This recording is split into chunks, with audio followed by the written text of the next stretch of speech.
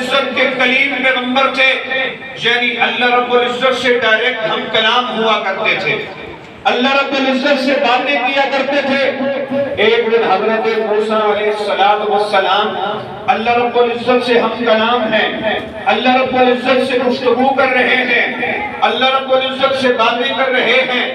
باتوں کے دوران اچانک حضرت موسیٰ کے ذہن میں خیال آیا، اللہ سے کہنے لگے، اللہ جس طرح میں آپ سے مخاطب ہوتا ہوں، جس طرح میں آپ سے باتیں کرتا ہوں، جس طرح میں آپ سے گفتگو کرتا ہوں، جس طرح میں آپ سے ہم کلام ہوتا ہوں، کیا اس دنیا کے اندر کوئی اور شخص بھی ایسا آئے گا جس کے ساتھ آپ ایسے ہم کلام ہوں گے، اس کی باتوں کو سنیں گے، پھر اس کی باتوں کا جواب دیں گے؟ اللہ رب العزت نے کہا، ہاں موسیٰ، آپ کے بعد میں اس دنیا کے اندر اپنا ایک لاڈلا نبی، آمینہ کا لال، عبداللہ کا در یتیم، حسنین کا نانا، زہرا کا بابا، حضرت محمد مصطفیٰ احمد مصطفیٰ صلی اللہ علیہ وسلم کو اس دنیا کی اندر بھیجوں گا، پھر ان کو نبوت بھی عطا کروں گا، رسالت بھی عطا کروں گا، شریعت بھی عطا کروں گا، کتاب بھی عطا کروں گا، اور ایک لاڈلی امت بھی دوں گا۔ پھر میرے لاڈلے نبی کی وہ لاڈلی امت، میں اس پر رمضان المبارک کے روزے بھی فرض کروں گا۔ جب وہ رمضان المبارک کے روزے رکھیں گے، رمضان کا روزہ رکھنے کی وجہ سے صبح سحری سے لے کر کے افطار کے وقت تک وہ میری ذات کے لیے، میری خوشنودی کے لیے، میری رضا کے لیے وہ سارا دن بھوک بھی برداشت کرے گا، وہ سارا دن پیاس بھی برداشت کرے گا، وہ سارے دن کی مشقت میری رضا کے لیے برداشت کرے گا۔ پھر شام کو افطاری کے وقت افطاری کا دسترخوان سامنے بچھا کر کے طرح طرح کی نعمتیں سامنے پڑی ہیں، ہاتھ کے اندر طاقت بھی ہے، وہ کھانا چاہے تو کھا سکتا ہے، وہ پینا چاہے تو پی سکتا ہے، اور دن کو 5 مرتبہ نماز کے لیے وضو کرتا ہے، وضو کرتے ہوئے مولی کے لیے منہ میں پانی بھی لے کر کے جاتا ہے۔ لیکن موسیٰ میری رضا کی خاطر، میرے ڈر کی خاطر، میرے دیکھنے کی وجہ سے وہ پانی منہ میں لے کر جا کر بھی اندر نہیں لے کر کے جاتا، سارے دن کی مشقت برداشت کر کے افطاری کے دسترخوان پر بیٹھتا ہے، باوجود طاقت رکھنے کے، باوجود ہمت رکھنے کے، کھاتا بھی نہیں ہے، پیتا بھی نہیں ہے، میرے حکم کا انتظار کرتا ہے۔ پھر انتظار کرتے ہوئے اپنے ہاتھ اٹھا کر کے مجھ سے گریہ گزاری کرتا ہے، مجھ سے راہگزاری کرتا ہے، مجھ سے صحت مانگتا ہے، مجھ سے عافیت مانگتا ہے، مجھ سے رزق مانگتا ہے، مجھ سے رحمت طلب کرتا ہے، مجھ سے بخشش طلب کرتا ہے۔ موسیٰ، جب تو میرے ساتھ گفتگو کرتا ہے، تیری اور میری گفتگو کے دوران تیرے اور میرے درمیان نور کے 70,000 پردے حائل ہوتے ہیں، لیکن موسیٰ میں اپنے اس لاڈلے نبی کے، لاڈلے امتی کی بات کو سننے کے لیے درمیان سے 70,000 پردے بھی ہٹا دیتا ہوں۔ اتنا بڑا انعام ہے، اتنا بڑا انعام ہے رمضان المبارک کا مہینہ۔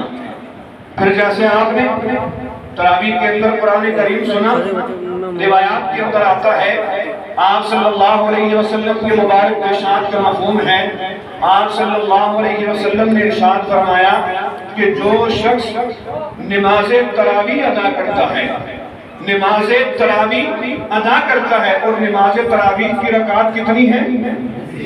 واپس سے کہیے، نماز تراویح کی رکعت کتنی ہے؟ کتنی رکعت ہے؟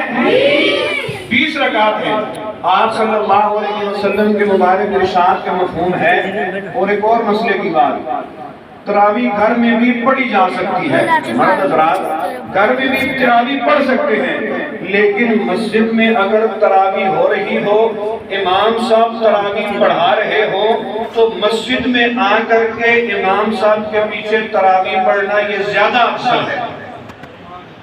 آپ صلی اللہ علیہ وسلم کے مبارک ارشاد کا مفہوم ہے کہ جو شخص رمضان المبارک کے اندر نماز تراویح ادا کرتا ہے، اللہ رب العزت نماز تراویح ادا کرنے پر، نماز تراویح کے ایک سجدے پر نماز تراویح ادا کرنے والے کو 1500 نیکیاں عطا فرماتے ہیں۔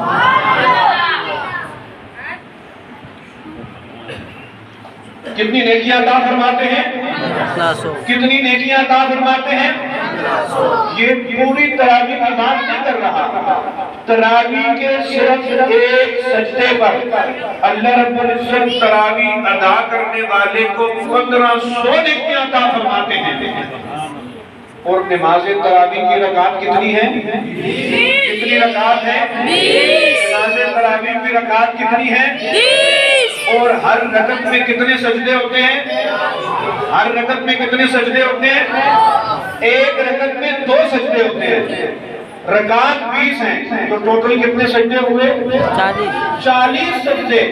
40 سجدوں کا اگر حساب لگائیں تو نماز تراویح ادا کرنے پر ایک دن نماز تراویح ادا کرنے پر صرف سجدوں کی نیکیاں 60,000 نیکیاں ہوتی ہیں۔ رکوع الگ، قیام الگ، قعدہ الگ، سجدہ الگ، تشہد الگ، صرف ایک دن کی 20 رکعت تراویح ادا کرنے پر اللہ رب العزت تراویح ادا کرنے والے کو 60,000 نیکیاں عطا فرماتے ہیں۔ اور میں یہاں نماز تراویح کے اندر پہنچ چکا تھا، میں نے الحمدللہ تراویح یہاں آ کے پڑھی ہے۔ یقین کرے دل کو سکون ملا تراویح پڑھ کے۔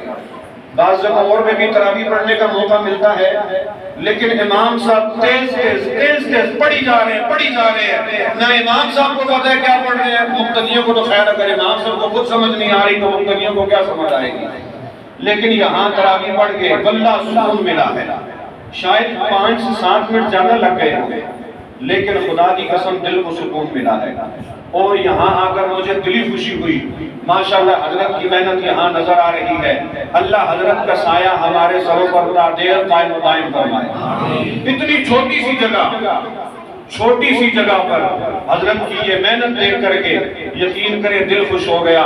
اور آپ ان حضرات علماء کرام کو ہر وقت اپنی دعاؤں میں یاد رکھا کریں کہ یہ لوگ اپنا پیٹ کاٹ کر کے آپ لوگوں کے دین کی، آپ لوگوں کے ایمان کی، آپ کی نمازوں کی، آپ کے روزوں کی، آپ کی تراویحوں کی فکر میں لگے رہتے ہیں۔ اپنا پیٹ کاٹ کر کے کیا تنخواہیں ہوتی ہیں امام مسجد کی، آپ حضرات کو بہت اچھے سے پتہ ہے۔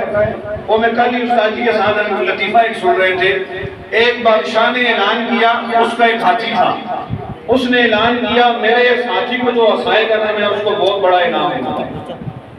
بادشاہ نے اعلان کیا تو بہت سارے لوگ آ گئے کہ بادشاہ سلامت انعام دے گے تو کتنا بڑا انعام ہوگا۔ سارے آ گئے اپنے اپنے کرتب دکھانے لگے ہاتھی کو ہنسانے کے لیے۔ ہاتھی ٹس سے مس نہیں ہوا، لگے